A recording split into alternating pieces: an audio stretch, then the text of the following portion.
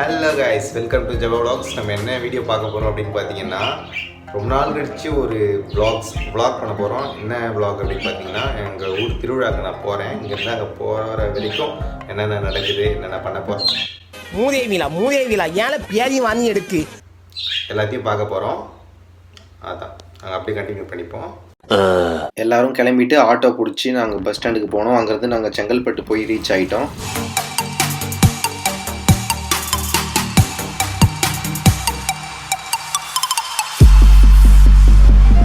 ஆக்சுவலாக எங்களுக்கு வந்து 8:50 தான் ட்ரெயின். ஸோ அதுக்கு முன்னாடி டின்னர் முடிச்சிடலாம் அப்படின்னு சொல்லிட்டு இந்த அக்ஷயா பவனில் தான் சாப்பிட்டோம்.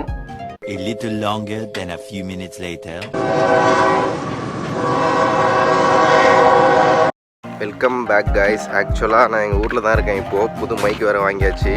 அண்டு நான் ஆக்சுவலாக vlog எடுக்கிறேனே மறந்துட்டேன். இது வந்து 3rd டே. நான் வந்து 3 நாள் ஆகிடுச்சு. 3rd டே நம்ம ஒரு சில கிளிப்ஸ் தான் எடுத்தால் தான் நீங்கள் பார்த்துருப்பீங்கன்னு நினைக்கிறேன். ஸோ இதுலேருந்து நம்ம அப்படியே கண்டினியூ பண்ணிப்போம். என் கண்ணில் வந்து நின்று என்னை பறித்தாய், என்னாகும் உயிரே உயிரே. இரவில் வந்தது சந்திரனா, என் அழகே வந்தது உன்முகம்தான். வெண்ணிலவோ வாழ்ந்ததும் தேந்திடுமே, உன் அழகோ தேந்திடாது வெண்ணிலா.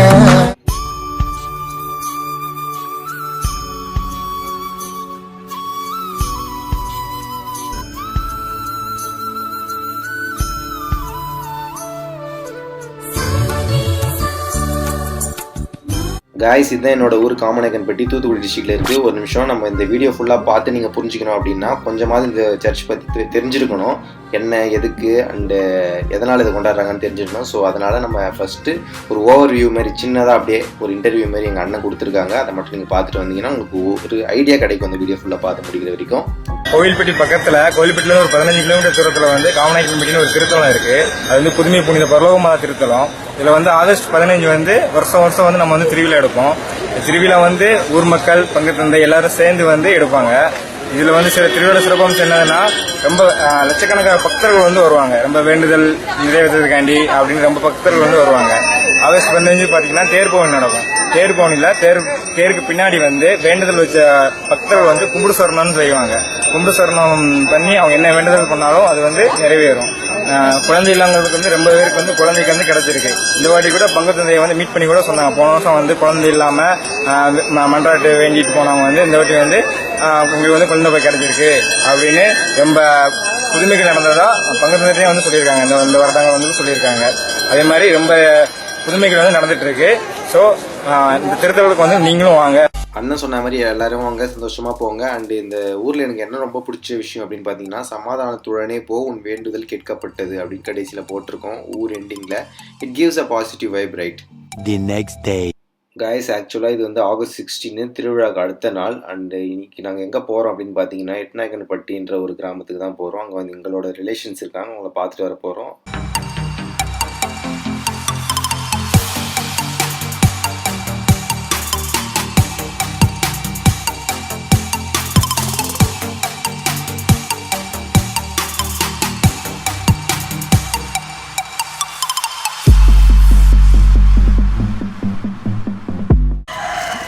இது எப்படி ஓப்பன் பண்ணுறது? இது உள்ள போடணுமோ? தபால் போடணுமோ, எடுக்கும்போது ஓப்பன் பண்ணி அவங்க எடுப்பாங்க.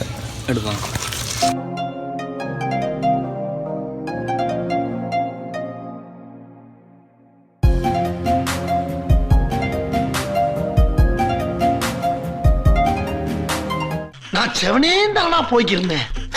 யாரு வம்பு தும்புக்காச்சும் போனனா? கௌரவம்னு என் கௌரவத்தையே ஆரம்பிச்சிட்டீங்களா? காய்ஸ், இந்த ஏரியில் எப்பவுமே தண்ணி இருக்கும். இந்த ரோடு பக்கத்தில் இருக்குல்ல, ஸோ அதனால நடந்து போகும்போதே ஒரு நல்ல ஃபீல் தரும். இப்போ பாருங்களேன், காஞ்சி போயிருக்கு, ஒரு சொட்டு தண்ணி கூட இல்லை.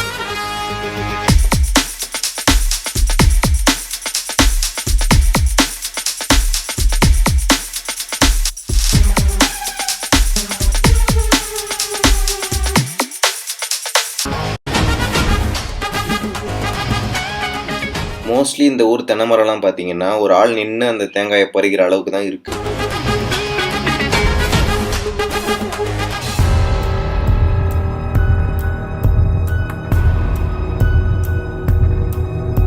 காய்ஸ் அப்படியே அந்த சுடுகாடு பக்கத்தில் தான் இந்த ஹிஸ்டாரிக்கல் பிளேஸ் மாதிரி இருக்குல்ல இது இருந்தது. நான் உள்ளே கொஞ்சம் போய் பார்த்த உடனே தெரிஞ்சது ஒரு 2-3 சமாதி இருந்தது. அப்போ தான் நான் முடிவு பண்ணேன் இதுவும் ஒரு சுடுகாடு தான் போல் அப்படின்னு நான் நினச்சேன். அண்ட் பார்க்கவும் அப்படி தான் இருக்குது.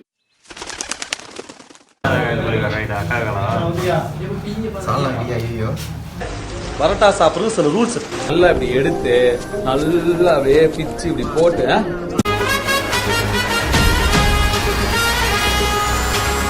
A little longer than a few minutes later. பரபரன்னு தூவி இது அப்படியே ஒரு நிமிஷம் அப்படியே மலை சாரல் சால்னா எடுத்து நல்லா ஊற்றி ஊற வச்சு இப்படி இங்கே வாங்கிவா.